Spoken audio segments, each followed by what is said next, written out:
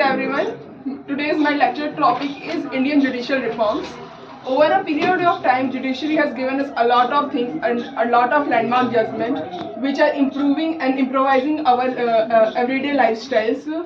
From the very start, let's start with the most confusing question in front of judiciary, whether the preamble is the part of the constitution or whether it is not, or whether it can be amended or whether it cannot be.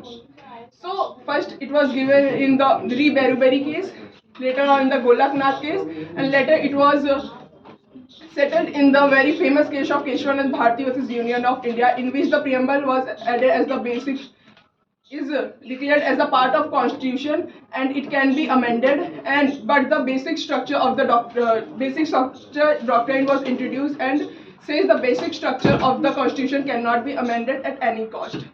Later on in the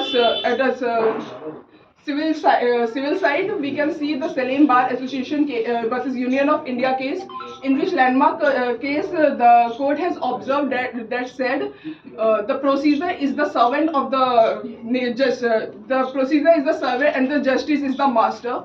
That means the procedure given and provided in the code of civil procedure code is only a servant, and it's the judge's interpretation that gives it the life,